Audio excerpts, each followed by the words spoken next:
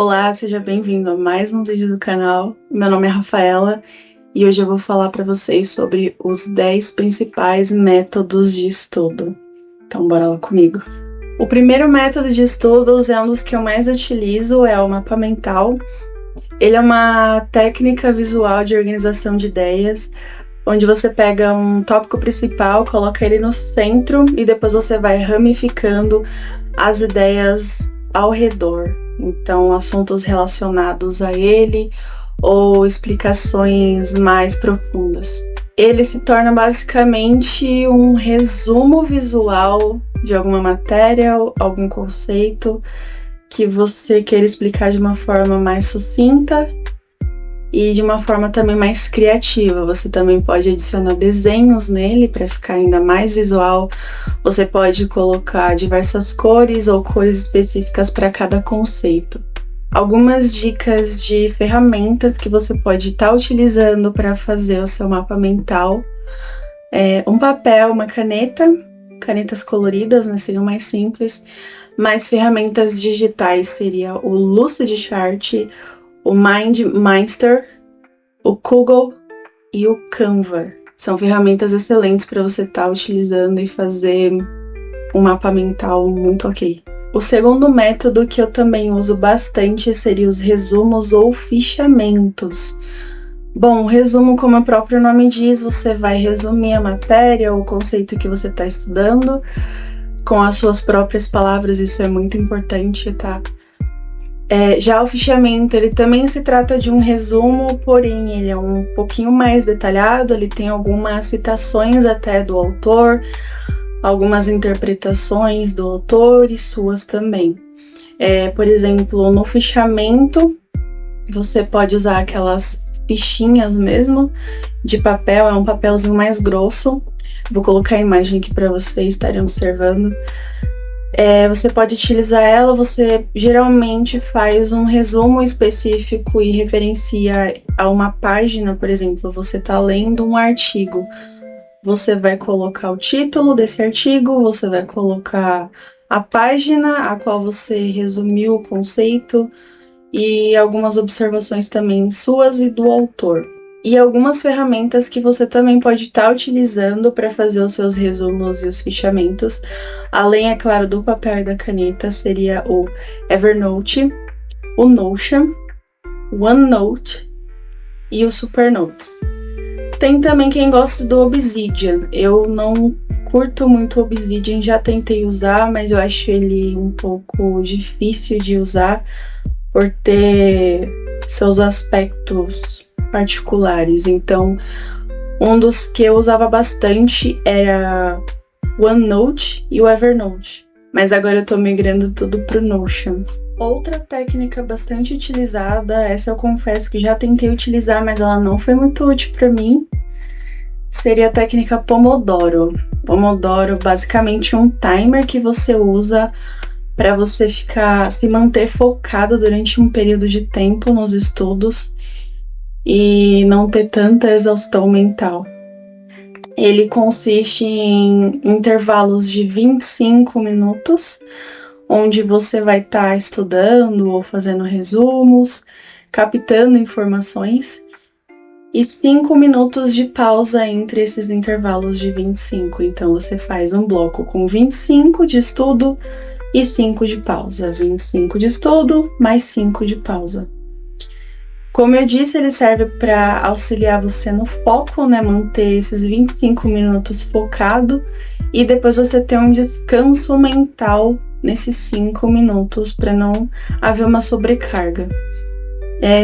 Ele não funciona muito para mim porque eu gosto do estado de flow, então quando eu entro em flow, me esqueça.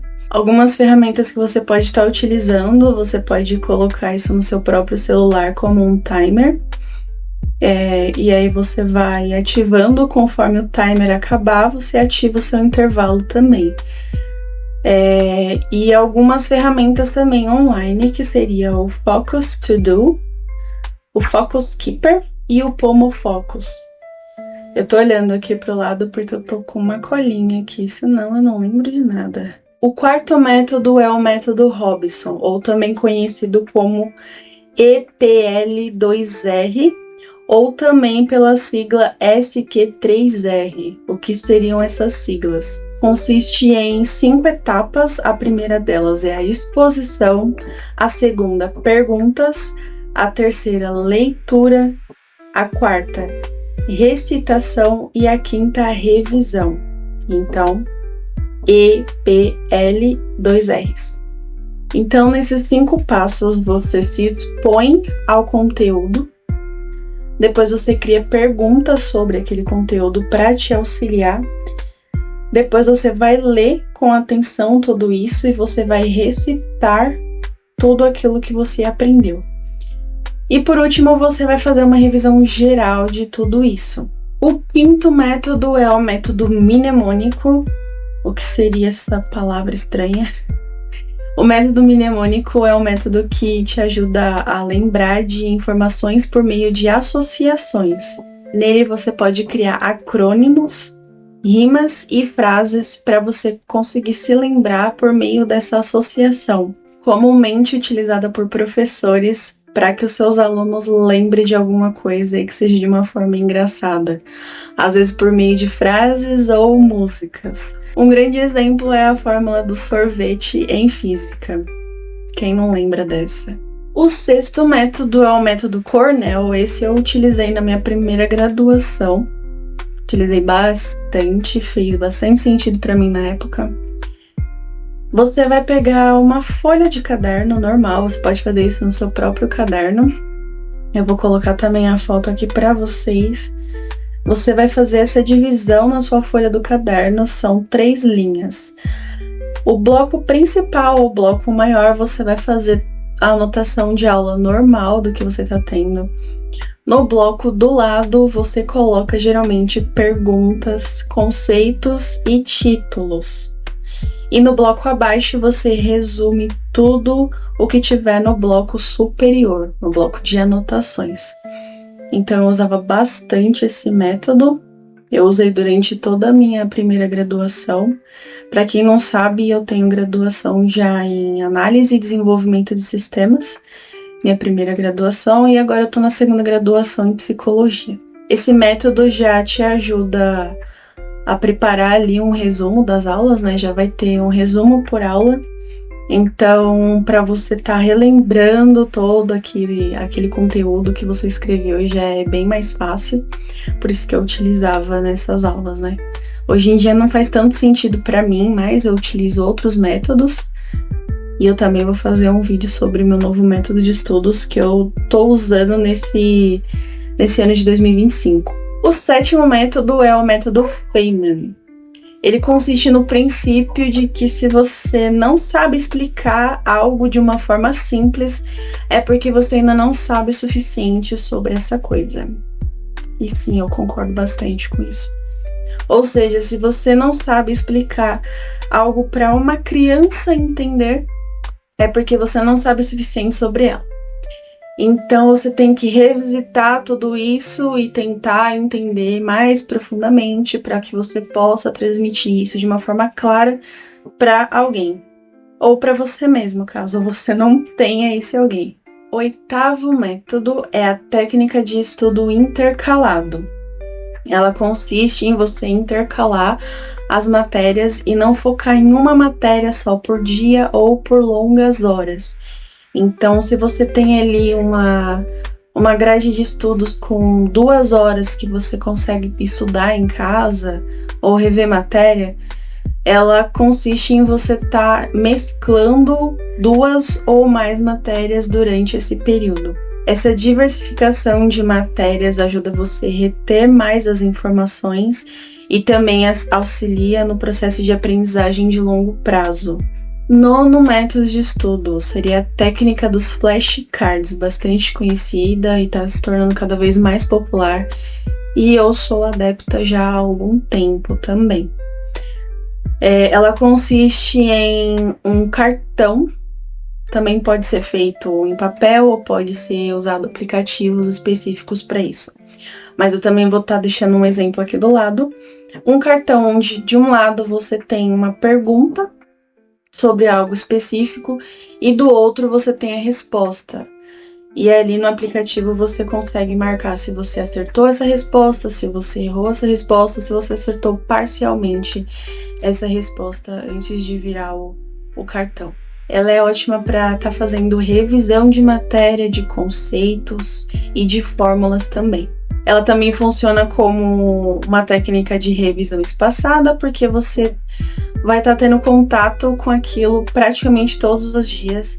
E com o aplicativo ele já costuma ter uma tabela ali de revisão espaçada na própria programação ali do aplicativo. Algumas ferramentas que você pode utilizar seria o Flashcards, o Anki e o Quizlet. Eu particularmente já usei Flashcard e o Anki e são os dois que eu mais gosto. O 10º método é o método Zettelkasten. Ele é uma técnica que consiste na organização de notas, que é focado na interconexão entre os conceitos, ou seja, você consegue formar um banco de conhecimento unindo eles pelo conceito. O que seria isso? Muitas pessoas costumam usar o Obsidian e o Supernotes para estar aplicando esse método, e ele basicamente consiste em anotações sobre algum conceito. Então, por exemplo, resumo de uma aula ou um conceito em si, e você consegue estar classificando esse conceito com etiquetas, né, com tags, e você consegue conectar a outros conceitos que também tenham aquela etiqueta ou aquela tag. Então vai formando ali áreas e conexões de conhecimentos comuns. E bom, como eu já havia dito, as ferramentas que são bastante utilizadas para fazer esse método é o Obsidian, o Supernotes e também o Notion. Você consegue estar fazendo isso. O Supernotes e o Obsidian, eles ficam de uma forma um pouco mais visual, com conexões, tipo esse daqui. Já o Notion, eu creio que ainda não tenha esse visual.